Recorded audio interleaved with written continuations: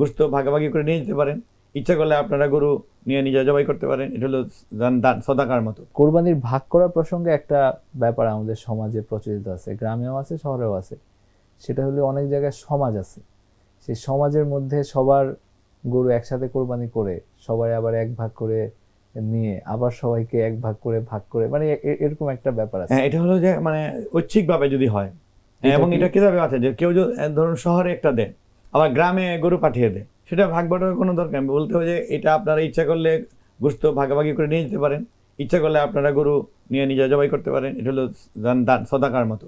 আরেকটা হলো যে গ্রামের মানুষের কারো ছোট গরু কারো বড় গরু, হ্যাঁ, এই সব এই জন্য একসাথে মিলায় মসজিদে বা স্কুলে মাঠে, তারপরে ভাগ করে নেয়। এই জায়েজ আছে। এগুলো হলো কি স্বেচ্ছাপ্রণোদিত, ঐচ্ছিক, হ্যাঁ ঐচ্ছিক।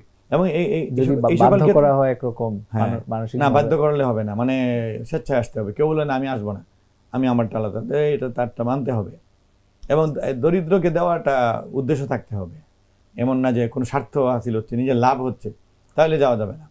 যে ঠিক আছে আমরা করে একটা অংশ মসজিদে রেখে আসবো, এটা মসজিদ কমিটি যারা কোরবানি দিচ্ছে না তাদেরকে দিয়ে দিবেন। ও সুন্দর একটা উদ্যোগ।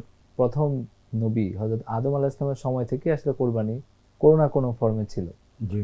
এরপরে হযরত ইব্রাহিম আলাইহিস সালামের মাধ্যমে এটা একটা মানে শরীয়তের অংশ হয়েছে, শরীয়তের অংশ হয়েছে, এবং পরবর্তীতে আমাদের শরীয়তে এটা রাখা হয়েছে, এজন্য আছে, ওয়াজিব হয়েছে। আমরা ইব্রাহিম আলাইহিস সালামের সুন্নাহ হিসাবে, হ্যাঁ, এটা আমাদের ইসলামী আইনে একটা দলিল আছে, আপনি জানেন যে শারউ মান ক্বাবলানা শারউন লানা, আমাদের পূর্ববর্তী নবীদের শরীয়ত আমাদের শরীয়ত, যদি আমরা এটা আমাদের নবী গ্রহণ করে থাকেন, এটা হয়েছে। তো ঈদ কেন হলো?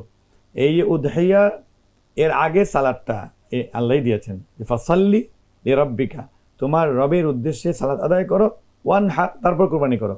এজন্য যে এলাকায় ঈদের জামাত হয় এবং জামে মসজিদ আছে, সেখানে কিন্তু ঈদের সালাতের আগে কোরবানি করা না জায়েজ, করা যাবে না।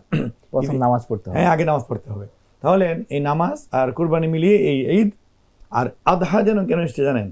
ওই যে উদহাইয়া হলো কোরবানি, আর এটা বহু বচন আদাহি, যে ঈদে কোরবানি হয় ওই ঈদকে বলে ঈদুল আদহা। তো একটার সঙ্গে আরেকটা যুক্ত। কোরবানির সময় কখন শুরু হয় কখন শেষ হয়? আপনি মাত্রই বললেন যে কখন শুরু হয়। জিলহজ মাসে, মানে আমার দেশে আমার অঞ্চলে জিলহজ মাসের 10, 11, 12 ঈদ হলো, কিন্তু আবার 4 দিন।